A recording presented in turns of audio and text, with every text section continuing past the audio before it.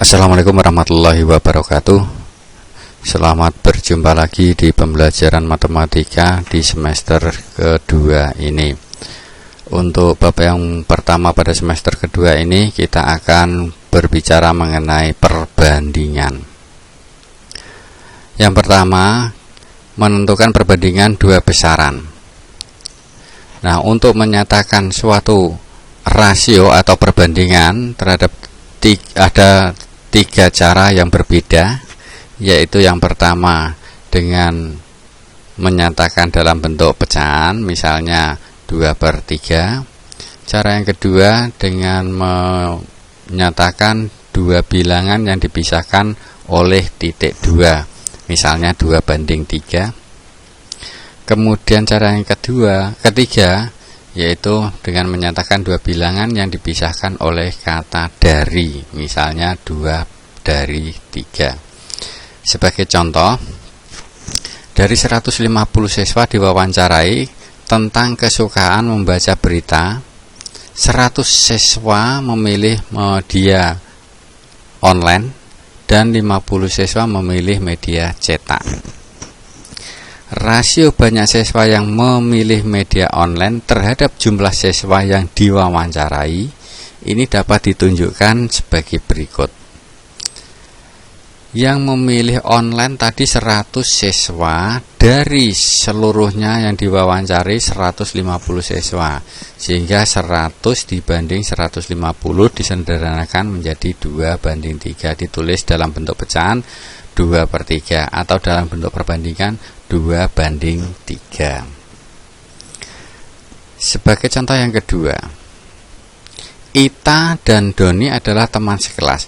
Rumah Ita berjarak sekitar 500 meter dari sekolah. Rumah Doni berjarak sekitar 1,5 km dari sekolah. Berapakah perbandingan jarak rumah Ita dan Doni dari sekolah? Nah, perbandingan jarak rumah Ita terhadap jarak rumah Doni dari sekolah itu adalah jarak rumah Ita 500 dibanding jarak rumah Doni 1,5 km, jadikan meter menjadi 1.500 meter. Sehingga di sini satuannya harus sama. Disederhanakan, sama-sama dibagi 500 menjadi 1/3 atau ditulis dengan 1/3. Kalau dibalik, Doni dan Ita, kalau ini kan rumah Ita dengan rumah Doni. Sekarang dibalik, rumah Doni dulu.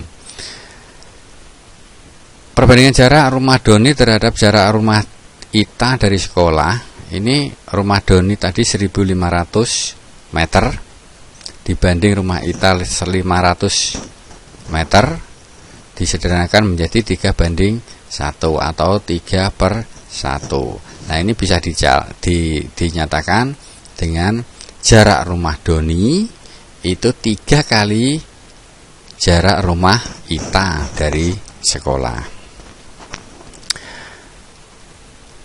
Sekarang yang kedua, menentukan perbandingan dua besaran dengan satuan yang berbeda. Dalam kehidupan sehari-hari banyak masalah yang kita jumpai untuk menentukan dua besaran yang memiliki satuan yang berbeda. Perhatikan permasalahan berikut. Agung bersepeda di lintasan yang berbeda. Terkadang melintasi jalan yang naik, terkadang melintasi jalan yang menurun, ada kalanya dia melintasi jalan yang datar. Agung berhenti 3 kali untuk mencatat waktu dan jarak yang telah ditempuhnya setelah melewati 3 lintasan. Pemberhentian yang pertama, jarak 8 km selama 20 menit. Pemberhentian yang kedua, jarak 12 km selama 24 menit. Pemberhentian yang ketiga, 24 km selama 40 menit. Pada lintasan yang manakah Agung mengendarai sepeda dengan cepat? Lintasan yang manakah Agung mengendarai sepeda dengan lambat? Nah, untuk menentukan lintasan yang tercepat dan yang lambat, maka kita harus mencari atau menghitung kecepatannya. Pada lintasan yang pertama, jarak 8 km ditempuh dalam waktu 20 menit. Kecepatannya adalah 8 km per 20 menit atau 2 per 5 km per menit. Lintasan yang kedua, Agung menempuh 12 km dalam waktu 24 menit, sehingga kecepatannya 12 per 24 atau setengah kilometer per menit. Lintasan yang ketiga, Agung menempuh 24 km dalam waktu 40 menit, sehingga kecepatannya 24 per 40, 6 per 10 km per menit. Nah, supaya bisa kita bandingkan, maka penyebutnya kita samakan. Jadi mana yang terbesar dan mana yang terkecil nanti bisa diketahui. Sehingga 2 per 5 bisa disamakan menjadi 4 per 10 km per menit. Setengah bisa diubah menjadi 5 per 10 km per menit. Jadi satuannya 10 semua di sini. Sehingga bisa kita lihat pembilangnya 4, 5, dan 6. 4, 5, dan 6. Tentunya di sini yang paling kecil adalah 4 per 10. 4 per 10 adalah 2 per 5. Kemudian yang berikutnya, urutan berikutnya 5 per 10 itu adalah setengah. Dan yang terbesar itu adalah 6 per 10. Nah, karena 2 per 5 kurang dari setengah, kurang dari 6 per 10, maka dapat disimpulkan bahwa Agung mengendarai sepeda paling cepat itu adalah pada lintasan yang ketiga. Dan yang paling lambat dia adalah lintasan yang pertama. Contoh berikutnya. Seorang guru kelas 9 di sebuah madrasah sanawiyah menerima gaji sebesar 36 juta per tahun.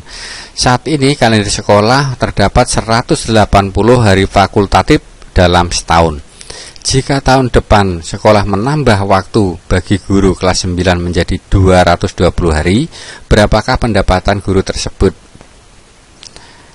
Nah, untuk menentukan atau menghitung gaji guru tersebut, maka kita harus menghitung dulu gaji yang diterima per harinya. 36 juta dia bekerja dalam waktu 180 hari, sehingga setiap harinya dia akan menerima 36 juta dibagi 180, yaitu 200.000. Jadi gaji yang diterima guru setiap harinya adalah 200.000 rupiah.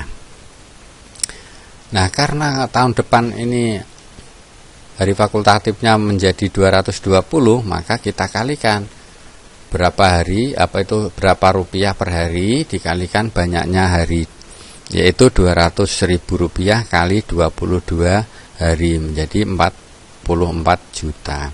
Jadi pendapatan guru dalam setahun untuk tahun depan adalah 44 juta rupiah. Demikian sebagai latihan untuk kalian dicoba untuk mengerjakan soal-soalnya. Ada 2 soal, nanti kita coba ya. Kalian coba, nanti kalau ada kesulitan bisa ditanyakan. Demikian kurang lebihnya, saya mohon maaf. Semoga apa yang kita bahas kali ini memberikan manfaat bagi kita semua. Assalamualaikum warahmatullahi wabarakatuh.